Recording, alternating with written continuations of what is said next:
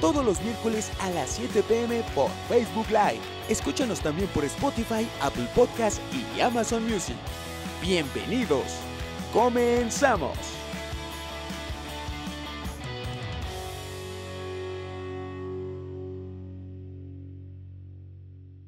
¿Qué tal, amigos? Bienvenidos a otro podcast de Voces de la Nación, de la revista La Nación. Yo soy Jerry y espero que se encuentren muy bien. El día de hoy nos acompaña Santiago Torreblanca. Él es diputado federal por la Ciudad de México. ¿Cómo estás, diputado? Bien, preocupado por estas iniciativas, pero bien. Así es, y justamente por eso te invitamos para hablar acerca de la reforma del Plan C, llamado que impulsará como herencia para el próximo gobierno de Claudia Sheinbaum. Diputado, ya te conocemos un poquito, nos gustaría entrar de lleno al tema para todas las personas que tienen duda acerca de qué se está planteando con este Plan C en general, y si quieres ahorita vamos como más a los detalles. Pues les platico de entrada por qué le llaman ellos Plan C. Primero, Claro. El presidente López Obrador intentó reformar muchísimas leyes y esas reformas eran notoriamente contrarias a la Constitución. Bueno, me tardará muchísimo especificando por qué cada una de ellas. Ese era su plan A. Como no logró esas reformas, porque la Corte le puso un alto, un hasta aquí, decidió tratar de reformar la Constitución en esos temas. Claro. Como no lo logró porque se paró desde Cámara de Diputados y de no haber sido así se hubiera parado en Cámara de Senadores, impulsó lo que ella denominó Plan C. Es decir, llamar un voto masivo para Morena y aliados en las urnas para lograr la mayoría calificada y poder hacer lo que quieran con el país en contrapesos en el Congreso. A ver, este sexenio ya hicieron todo lo inconstitucional que pudieron y llegaron a un límite porque, o sea, querían hacer todo como ellos querían y saltarse la Constitución. Exacto, y como se dieron cuenta de que la Corte era un dique para sus intentos inconstitucionales, Claro. decidieron ahora cambiar la Constitución. Si mis leyes no se adecuan a la Constitución, voy a hacer que la Constitución se adecue a mis caprichos. Claro. Es una mentalidad completamente totalitaria. Y de eso se tratan estas 17 iniciativas. Son muchas muy variopintas, así que me voy a centrar en las más importantes. preocupantes para Así la es. democracia en México. Y que estas también, pues obviamente tienen un tinte populista y con el fin de poder favorecer el autoritarismo que Así ellos están... es la forma de lograr un autoritarismo con aplausos. Así es. Es decir, no solo logro aniquilar los contrapesos y la democracia en su esencia, sino en el camino, lejos de causar descontento popular, tengo a la gente aplaudiéndome por haber desmantelado el anterior régimen neoliberal corrupto. Es una estrategia inclusive perversa. Claro, totalmente. A ver, Sí, empecemos con lo por más favor. de las reformas del Poder Judicial. La más grave de toda es la elección de magistrados, jueces y ministros por el voto popular. A ver, esta idea no es nueva. Desde que se creó, por ejemplo, en Estados Unidos, la Constitución de Estados Unidos, se dio este debate. Claro. Si uno lee El Federalista, Hamilton explica por qué no puede ni debe elegirse a los magistrados y ministros por voto popular. Y voy a exhibir algo que ya se sabe. Claro. ¿Cuál es la razón? Primero, es un cargo altamente técnico. No solo es técnico, sino la función del juez es decidir con base en lo que esté en la ley y del juez constitucional ver si el acto ley se adecua a la Constitución. No hay más proyecto que ese. Claro. Entonces no das una opción al electorado. Cuando uno compite por una diputación, Justo eso. lo hace con una plataforma. Claro. Una plataforma política, ideológica, y la gente decide si la apoya o no. Un candidato, una candidata a la presidencia de la República, igual, tiene una oferta ideológica. El juez no debe tener oferta ideológica, porque la propuesta de todo juez es, me voy a pegar a lo que dice la ley. Y Claro. cualquier otra propuesta sería Claro. ilegal, inclusive. Claro. Entonces, ¿con qué propuestas vas a lanzar a competir por el voto popular? Y eso en la materia general. Ahora hablemos de materias específicas. Competencia económica. ¿Qué sabe el ciudadano de a pie de competencia económica? Claro. ¿Qué propuestas haría el candidato a juez de distrito especializado en competencia económica para granjearse al electorado? Claro. Es una materia técnica que no habrá forma de hacer propuesta. Siguiente. Una persona que se ha preparado toda su vida en la investigación para lograr un puesto jurisdiccional no necesariamente es carismático. no necesariamente es un gran orador. No necesariamente sería capaz de convencer al electorado. Pero es posible que por el contrario haya una persona que sea muy amable, empatice mucho con la gente y sea más fácil granjearse el voto popular, aunque no sea el indicado para ejercer el cargo jurisdiccional. Siguiente. La gente confunde mucho poder judicial con fiscalía. Los mete todos en la misma bolsa. Es decir, cree que el poder judicial es aquel que persigue al delincuente, le finca una responsabilidad para que llegue a la cárcel. En su caso. Claro. Entonces, como hay la percepción de impunidad y se le achacan al poder judicial, es que consideran, a lo mejor de manera excesiva, que es corrupto, que es ineficiente, cuando esa corrupción e ineficiencia es de las fiscalías, que esa sí es gravísima en cualquier estado.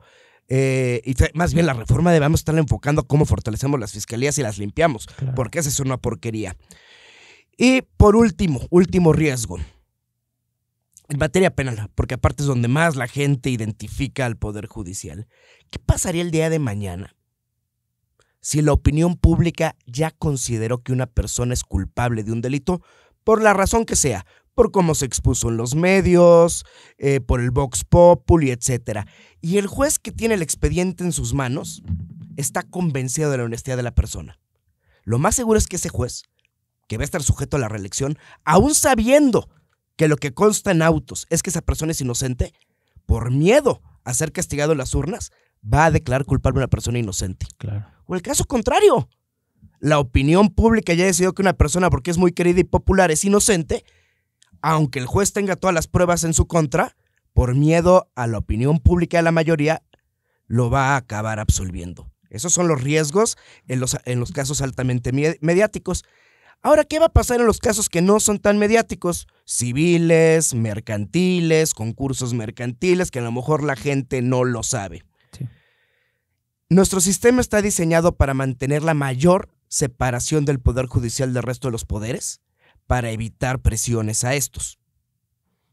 Si este tipo de jueces familiares, mercantiles, civiles, están sujetos al voto popular, ellos no tienen una estructura territorial, ellos no conocen liderazgos vecinales, ellos no saben cómo hacer una campaña porque no es su función. Totalmente. No saben de mercadotecnia política, no saben establecer recorridos, no saben hacer contactos con líderes y necesariamente van a tener que recurrir a los partidos para obtener esa ayuda para realizar su campaña. ¿Y en dónde está la autonomía Entonces ahora? se pierde autonomía, Así es. porque el día de mañana los partidos que hayan apoyado esa candidatura van a decir, oye, tú llegaste por mí. Por Me lo debes. tanto, me la debes. Y por lo tanto, en este asunto, me vas a ayudar a resolver en tal o cual o tal sentido. Y finalmente, el riesgo de financiamiento del crimen organizado. Claro. Entonces, como vemos, esa es fatal. Este debate ya se dio en 1776 en Estados Unidos. Aquí en México también se dio en los debates para aprobar la Constitución del 57. Y hay discursos buenísimos de diputados constituyentes, impresionantes en este mismo sentido. Claro.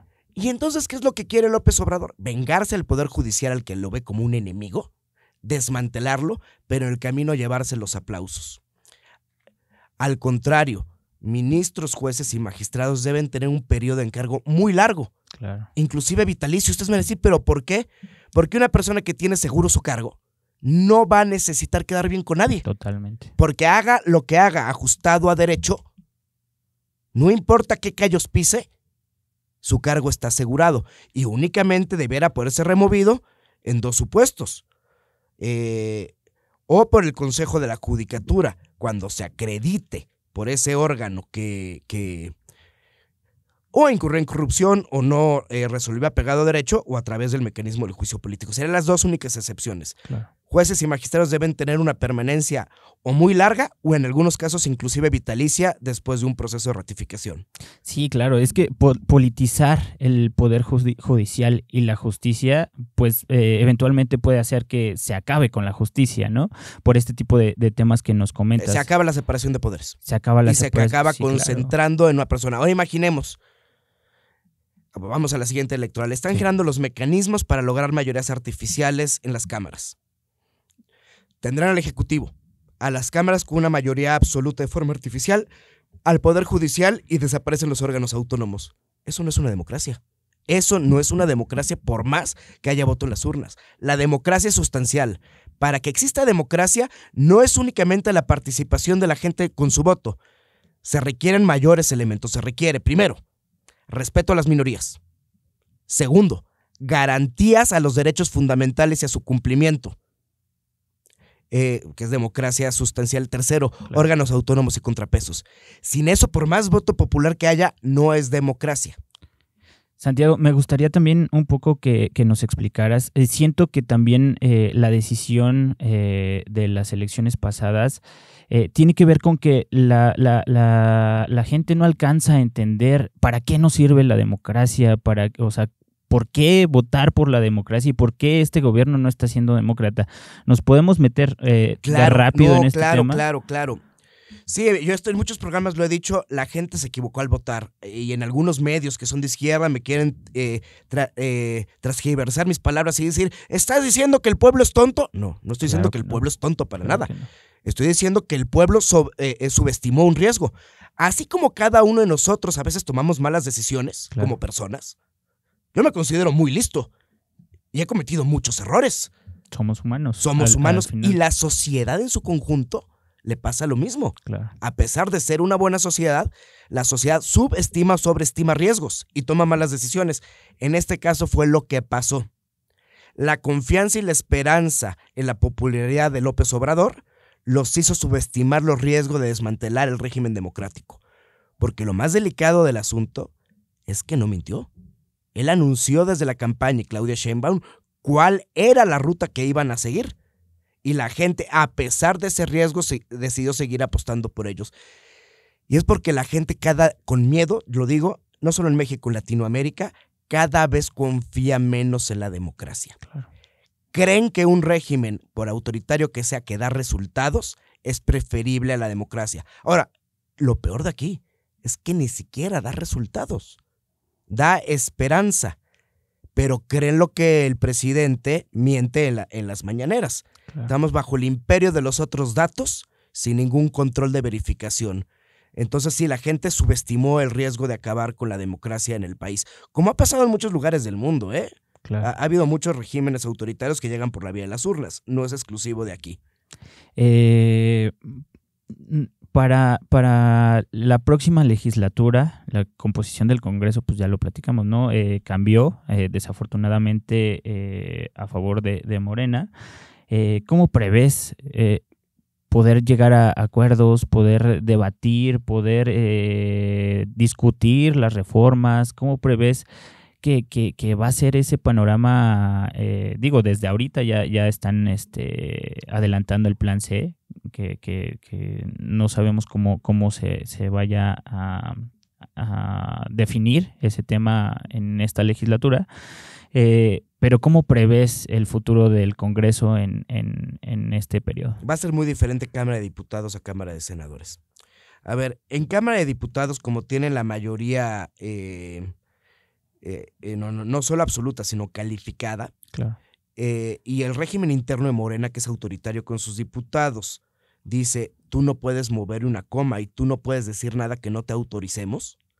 Esperamos una cerrazón y un voto irracional de todas las iniciativas que vengan del Ejecutivo y un freno para que las y los diputados de Morena, PT y Verde puedan presentar alguna iniciativa que no esté planeada previamente por el Ejecutivo. Claro. Entonces vemos una bancada muy poco participativa de Morena y más bien discursiva para defender lo que dicen.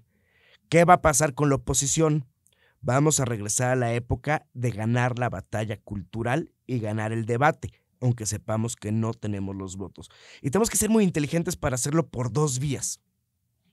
Uno, desde la vía técnica, es decir, de argumentos técnicos muy sólidos que el día de mañana sirvan para interponer acciones y controversias y para granjearnos el apoyo de los conocedores de ciertas materias. Claro.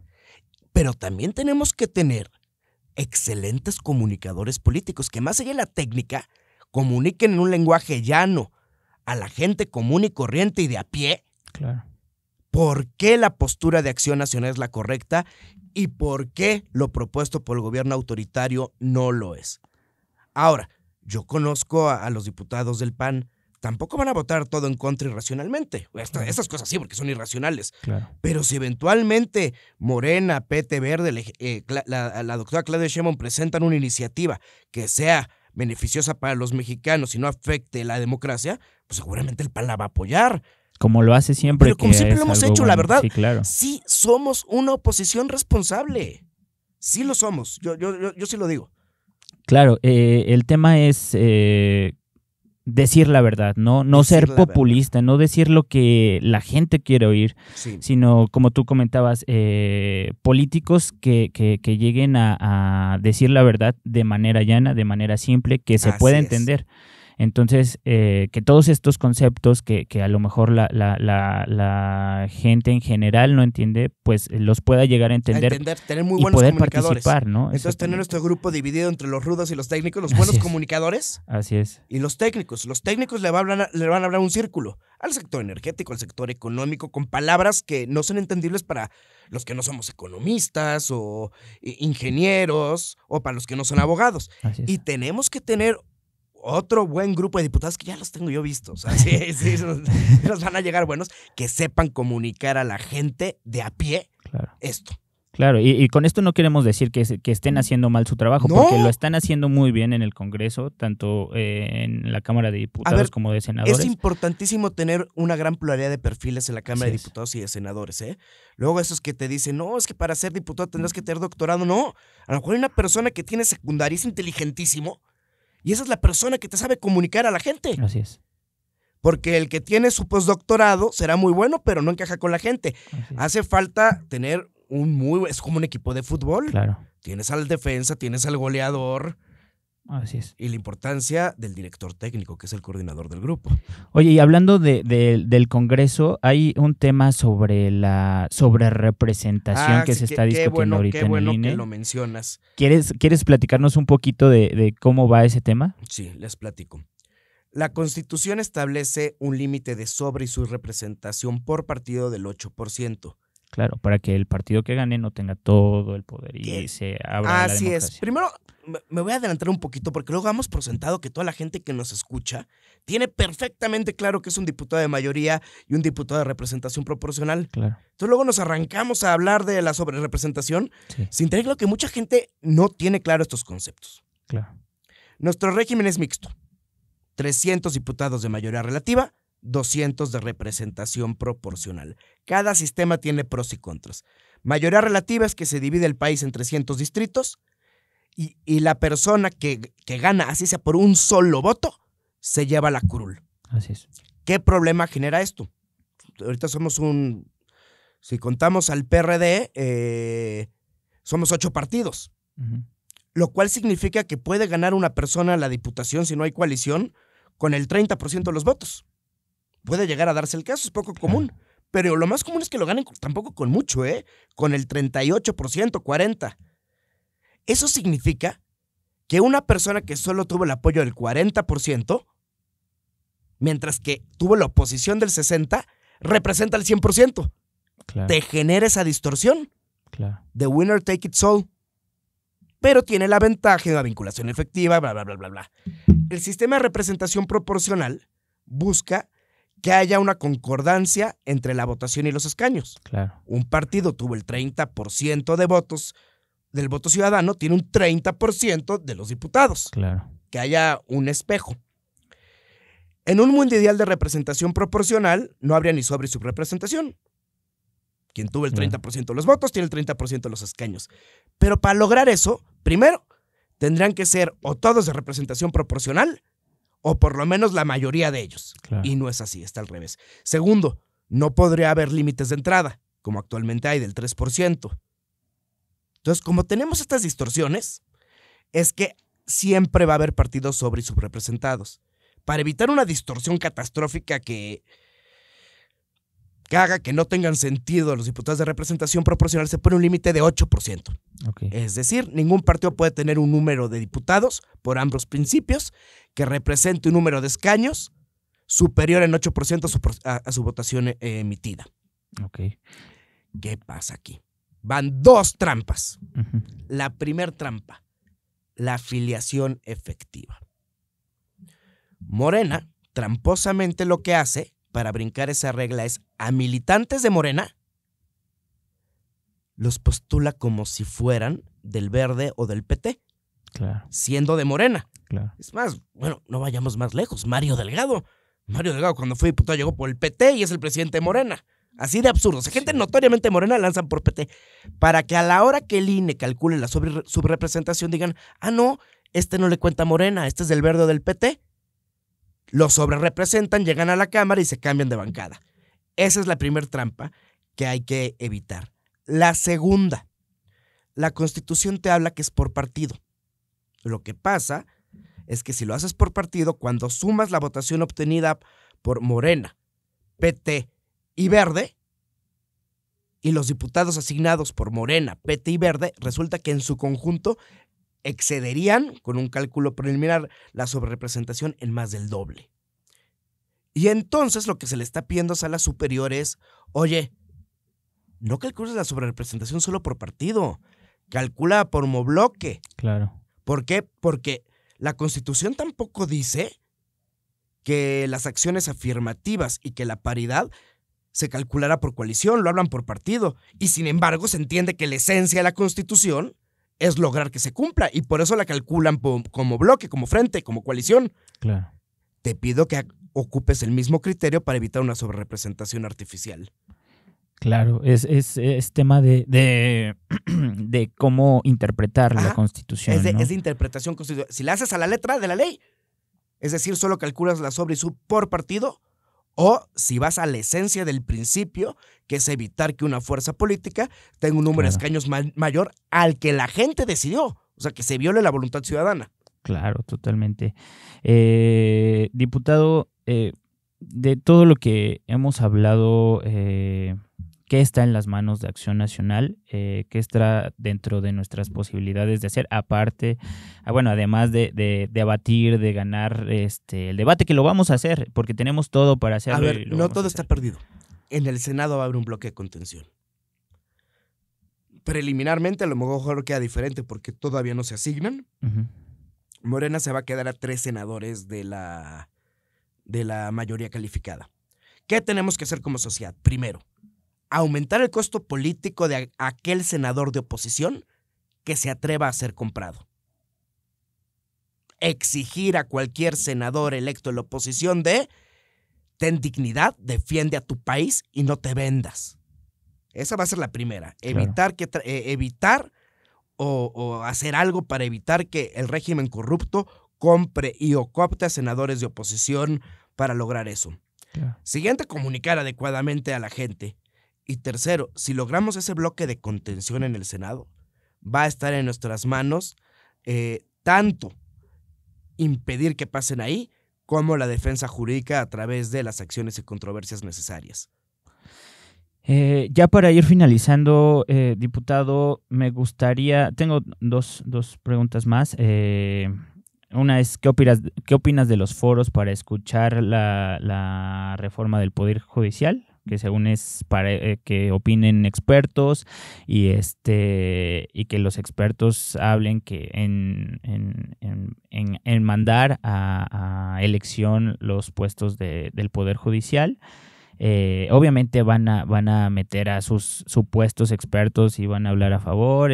Son las encuestas que siempre hace Morena, que en realidad no tienen mucho fondo, nada más es como para engañar a la gente y darle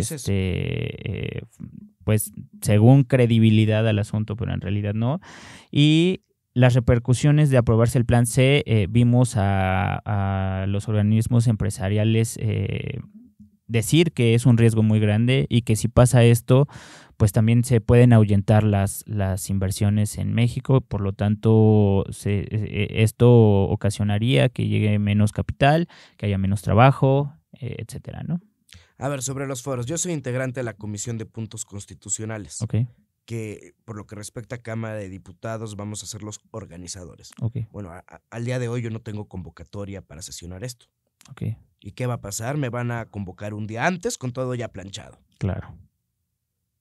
Segundo, el propio presidente de la Comisión de Puntos Constitucionales, Juan Ramiro Robledo, ya dijo que estos foros van a ser para escuchar, no para debatir.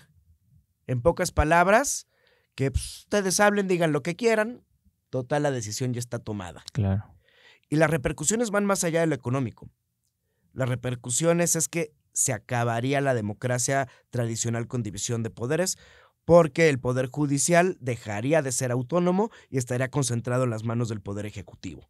Entonces, la división tradicional de poderes de Montesquieu, o sea, no te estoy hablando de ideas modernas, o sea, Sí. las ideas liberales revolucionarias quedarían extintas con la afectación, sí, a la economía, pero también a los derechos fundamentales de las personas. Claro. Diputado, agradecemos que vengas hasta acá a contarnos pues más de todos estos temas. Siempre agradecemos tu tiempo y nos están viendo por todas las redes sociales, ya sabes, Facebook, Twitter, Instagram, YouTube, Spotify, Apple Music, Apple Podcast y Amazon Music. ¿Algo que deseas agregar? ¿Algo que Porfa, quieras es que decirle creo a toda que nuestra todas audiencia? y todos tenemos la responsabilidad de explicar los riesgos de esto a la gente. Claro. De verdad, a ver, Acción Nacional es una escuela de ciudadanos. Y Claro. ahora es cuando más ciudadanos necesitamos. Entonces sigamos ese ejemplo. Totalmente. Diputado, muchas gracias. A ustedes. Te esperamos hasta pronto luego. por acá. Hasta luego. Bueno, amigos, muchas gracias por vernos y escucharnos. Nos vemos en el próximo podcast de Voces de la Nación, de la revista La Nación. Hasta la próxima. No olvides escuchar el próximo episodio. ¡Hasta la próxima!